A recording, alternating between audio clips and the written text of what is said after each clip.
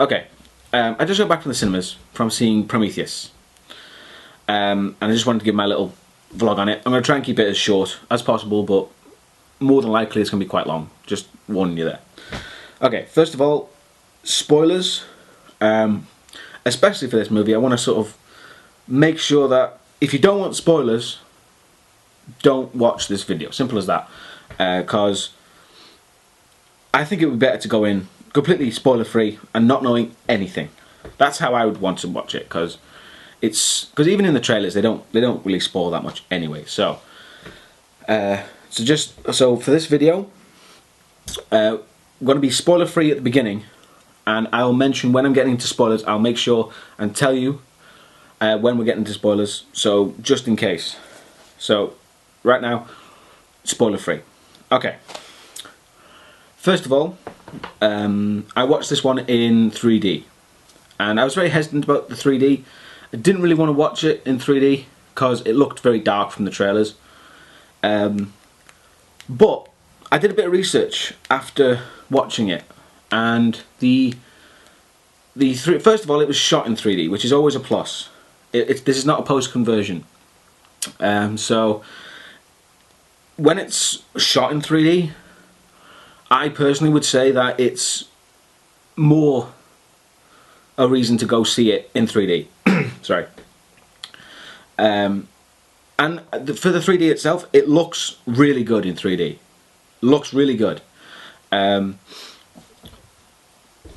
would say it's even better. Like, I would say that it sounds stupid, but one of the best 3Ds I saw was Avatar. And I know that all the stuff about Avatar, but anyway, that's some of the best 3D I saw. And this, it's much better than that, because even with Avatar and most other 3D films, it can make it quite blurry and sometimes hard to focus. But with this, it was crystal clear, really good 3D. And it's none of that sort of 3D either. It's sort of really subtle, and it just sort of brings the whole experience closer. So I really like the 3D. I would say watch it in 3D if you can. Go and check the 3D out, because it's really not too bad. I got my list down here, so 1 second. Right, okay. When it comes to the characters of this, there's really only, I would say, 4 or 5 characters that really matter. There's really quite a lot of characters in this film, but none of them really do anything. The only ones that really do anything are Noomi Rapace's character. I forget her name. I think it's Shaw, Elizabeth Shaw. Yeah. Then there's another guy, Holloway. He's kind of an important character, I guess. Again, I guess to get that into later. Then of course there's Michael Fassbender's David, which is a fantastic acting from Fassbender. Really good. I really liked him, but again, I got a few more gripes with that character, so I'll talk about that later in the video. Then there's Charlize Theron, who is... I'm really undecided on what I think about her character in this, because it's difficult. Just, yeah, her character's... I kind of like the character, but there's quite a few problems, and a lot of the problems are with her character. To me, anyway. Again, I'm leaving a lot to the second half video, but I really can't say anything else. The other character is Idris Elba, as the sort of I think he's the captain of the ship of Prometheus. He's a cool character. I kind of like that character, even though he didn't really have much to do. Yeah, he kind of had a few little things to do, but apart from that, not much. I think he was a little bit underused, in my opinion. He could have been a bit more important. As opposed to the other characters, there's a lot of sort of science team members that I don't think they even have any names. They just kind of are there just to make sure that we know there's more people in this team. And the only two of note are, I forget the names. There's one guy who's got like tattoos, and he's very much like, it's probably sacrilege to say, but he's very much like a character from Aliens vs Predator. You know that character who they go down into the temple and he's like, I'm here to kill whatever's down here, or whatever the fuck he says, I don't remember. He's basically that guy, and he pretty much says the exact same thing. You know, he tries to bring a fucking flamethrower with him. Christ knows what they're going to find, but anyway. I got problems with that character, but yeah. And then there's another scientist guy who... Yeah, it's in the trailer, so it's not a spoiler. But yeah, he's the guy who gets attacked by this sort of alien snake creature. But yeah, anyway. What else?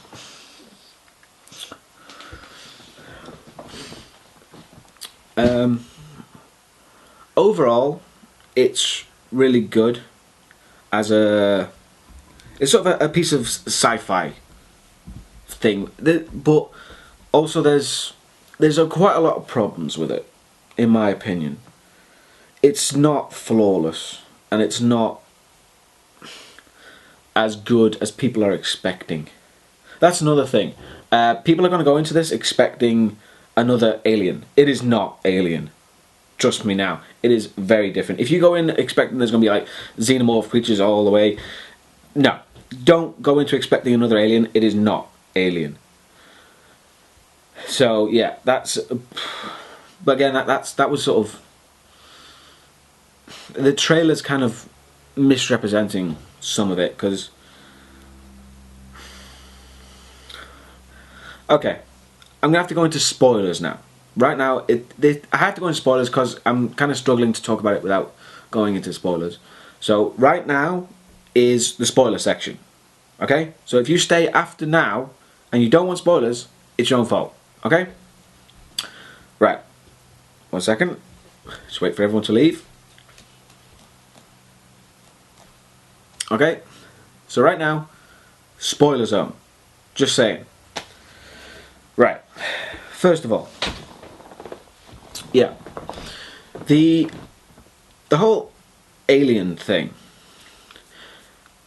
Of course, if you don't know, and I have no idea why you wouldn't, in Alien, a guy gets attacked by the facehugger, and it makes the xenomorph, and then it goes crazy in the ship and starts killing people. Right? That is the plot of Alien.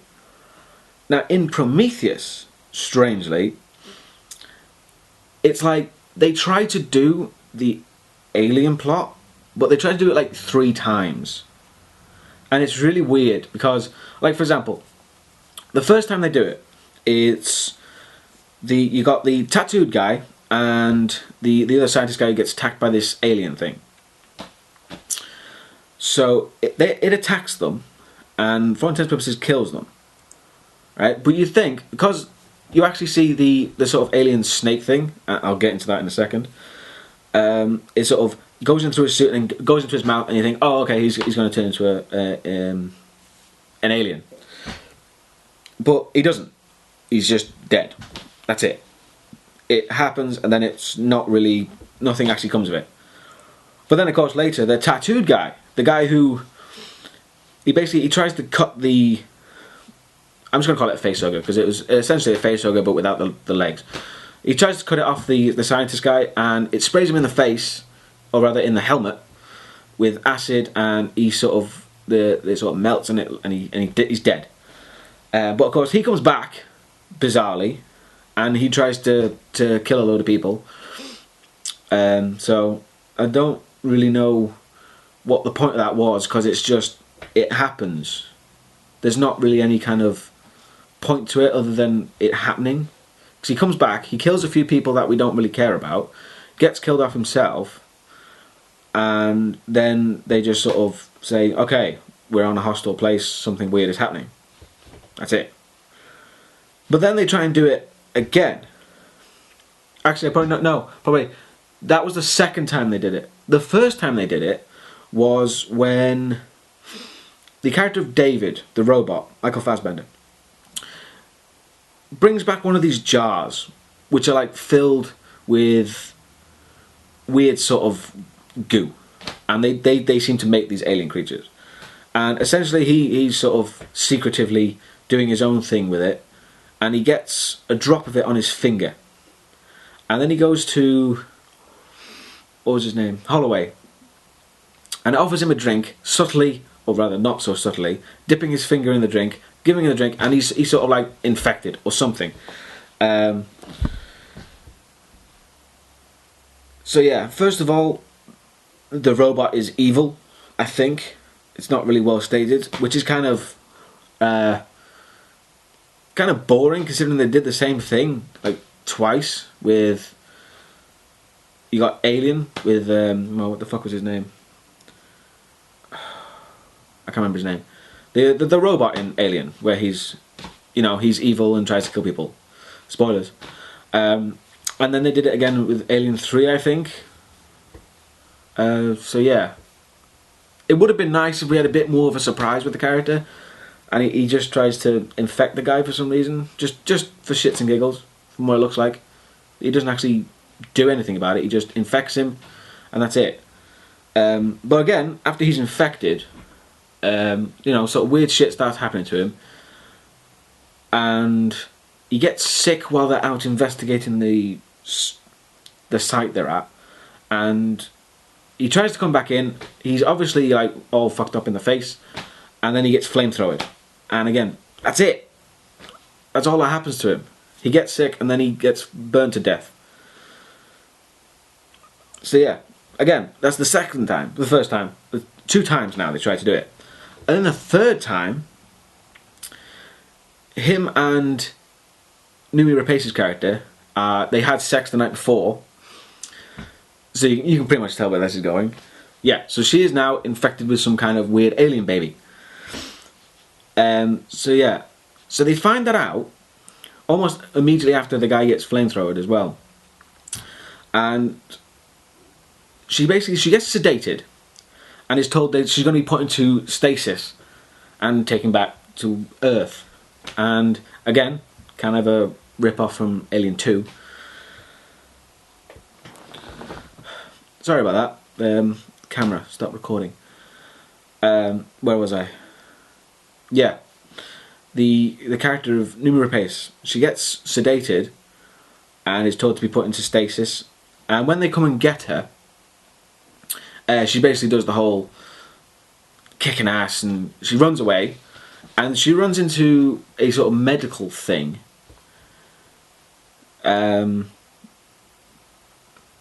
Which it was sort of kind of set up early in the movie that this was a personal medical thing that can cure anything. So she basically says, because it's what was it now? It was like calibrated for a man. So she told it that it's got to take out something that's inside her stomach, and yeah, and essentially, it's quite graphic as well. A cesarean section while she's alive. While she's awake, I meant. And yeah, and it's really sort of uncomfortable to watch because it's so slow as well, as you see this sort of thing bulging in her stomach. And essentially, yeah, it cuts her open and brings out this weird thing. And when you first see it, you think, oh, that looks like a chest burster. But no, it like comes out in a sack and then it bursts quite gruesomely. And it's just basically like a squid. Essentially, it just looks like a squid. So yeah, it's like writhing around, and she gets out of there, and it's decontaminated, and we think it's killed. And then that's it. Nobody mentions it again, at all. It never comes up in conversation again. She doesn't tell anyone. Nobody tells her what the fuck happened to all the pregnancy thing. It's bizarre. Nothing is ever said again, which I think is one of the worst parts of the movie, because it's so weird how she doesn't tell anyone that she just gave birth to Cthulhu, and nobody asks where the hell she went or anything like that, or the people she kicked in the head to get away. It's bizarre. It's so weird how that's never mentioned again. So yeah, that was a real downside for me. That it's just so strange. And then of course, after that, as she runs off, she runs into Guy Pearce's character, Peter Wayland, who's like a really old guy now. And at the beginning of the movie, it's sort of set up to say that, oh, he's dead now, and he's not really alive. But it turns out that he was on the ship with them the whole time in stasis, and he was being taken care of by David. Again, it's not that much of a revelation because it's really, really obvious that that's where they're going. So yeah, I don't really know what to say about that. Right, 1 second, just look at my list.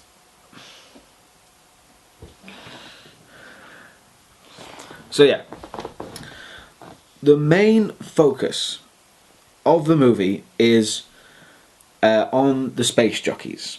Now, if you know what the space jockeys are, kudos. But essentially the space jockeys are from Alien. And in Alien, you see this weird sort of elephant-like creature in a chair, and it's had a chest burst out of him, and it's dead. That is the space jockey, and there's sort of been I don't know if there's any like books, but I think there might be books about it, about these sort of alien race that created the xenomorphs. But essentially, that's what it's about. It's about the space jockeys and how they created. I think how they created us, to a certain extent, and how the evolution of the xenomorphs come about. And that's essentially the whole movie. And it's kind of an anticlimax because at the first thing we see is one of these space jockeys. And they just look like us. They're about 10 feet tall, big muscly bastards, and they got really sort of pale skin and black eyes. And that's the space jockey. And we see them at the very beginning. That's the first thing we see, which is kind of a bit of an anticlimax considering how much in the trailer they took so much of these out, because they're in the movie quite a lot. There's quite a lot of the actual aliens we see of them, these guys. So they took out quite a lot of the trailer to sort of make sure we didn't find that out, which is kind of weird because it's the first thing we see. But anyway, that's a nitpick. Yeah, but essentially it's about how the space jockeys took this weird sort of substance, I don't know what it is, that creates the xenomorph aliens. For the most part, they're not technically xenomorph aliens, but that's essentially what they are. And how they're gonna sort of go to Earth, wipe us all out. Again, not too sure why, considering they created us, or they are us. And then they are gonna repopulate Earth with their own species. That is my interpretation. I could be wrong. I'm not sure. So yeah, that's essentially the plot. That's the whole plot right there. And it's mostly about the mystery of what this thing they found on the planet is. First of all, I would mention that the planet they set on is not LV-426, the planet from Alien and Aliens. It's not the same planet. I made sure. I think it was LV-224. Like it matters. But yeah, it's a different planet. It's a different ship. So it is not a direct prequel to Alien. It merely sort of is in the same universe as Alien. So yeah, I think that was a good thing, because let's be honest, the whole Alien franchise has been like whipped like a dead horse right now, and it's just not. You might as well just start a whole new thing, which is fine by me, because I'm kind of sick of the whole xenomorph thing anyway, because they're kind of pointless ever since like Aliens vs Predator and that crap. Yeah. Let's look. Yeah, and I'm skipping a little ahead because I don't really want to talk too much about it, because it's just giving it away. But I will talk about the endings, because there's sort of two endings, one after another, that sort of set up separate ideas for sequels, if they are going to do sequels. The first one, basically, everybody dies. It's kind of obvious that everybody dies except for Noomi Rapace's character.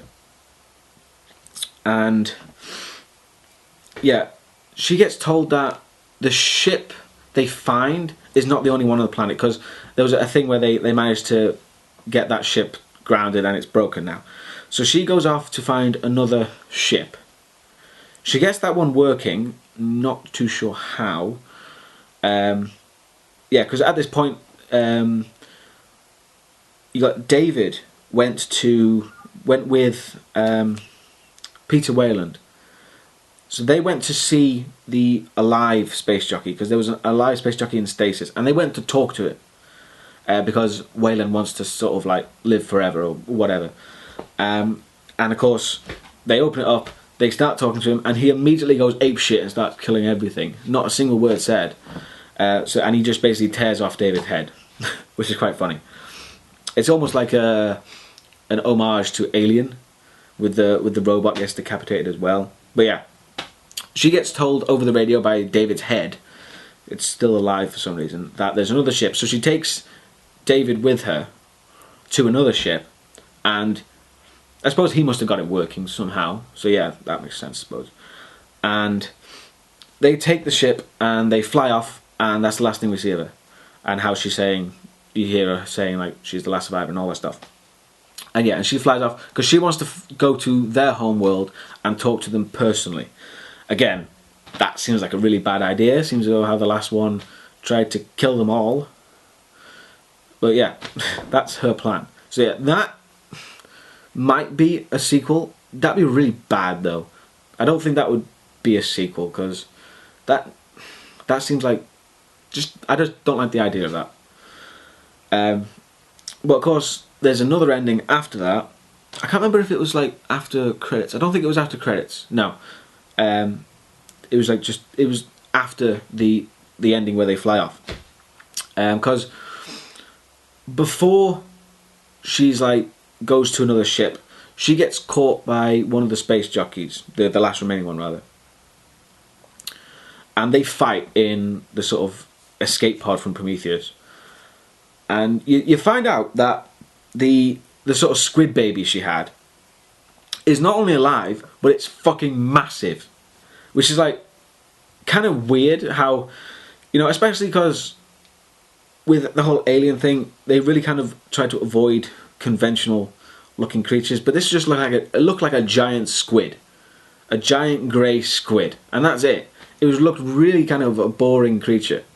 But anyway, she sort of lets it loose and it attacks the space jockey, and you see him like getting tangled up in all these tendrils, and eventually it shoots into his mouth. And obviously, then you think, okay, this is just a giant facehugger, which it was a kind of an interesting sort of twist, that it was like a really sort of primitive facehugger that's massive. So yeah, I kind of like that, because it attaches to his mouth and then it just dies on top of him. So yeah, you can kind of tell it's like a primitive facehugger. And then that happens before she finds the ship. So she moves away and she goes to the ship thing, and then after that, we go back to the space jockey, and you sort of see the dead body, and he's sort of convulsing, and then his chest bursts open, and out comes a full-sized sort of... I would describe it as a xenomorph, essentially, but it's a lot sort of primitive. Like, it looks smaller, the head is more sort of cone-shaped, and then it sort of opens its mouth, sort of screams, and you see it's got two types of jaws. And I think that was just for, for all the Alien fans to give a little squee there. So yeah, and those are the two endings. I'm not too sure if they're going to do a sequel to either of those endings. But, I kind of liked the second ending, because it just showed they were thinking about it. And they sort of took the sort of parentage of the aliens. And they didn't just resort to having the alien pop up at the end just to say hi, and so that was good. I like that. So overall, I would say, especially if you're a really big Aliens fan or Alien fan, if you know all the lore and read books and comics, go and watch it, because it's really good. In my personal opinion, I thought it was really good. But again, it's definitely flawed. It's not a perfect film by any stretch of the imagination. There's quite a few bad parts, especially the whole not mentioning the squid baby thing. Sorry about that. I gotta do something about this camera. It keeps going off. Sorry. But yeah. Anyway, as I was saying, it's a good film if you like Alien. If you don't like Alien, then you don't really know what the hell's going on. So it's kind of up to you up to yourself really, because if you know nothing about Alien at all, I doubt you're going to get as much enjoyment as an Alien fan, because there's a lot of sort of fan stuff that people will go for. So yeah, it does seem like a movie that's more for the fans than it is for just regular moviegoers. But if you can get past that, it's still a pretty good sci-fi film. So yeah, that's all I got for now, and I'll see you later. Bye.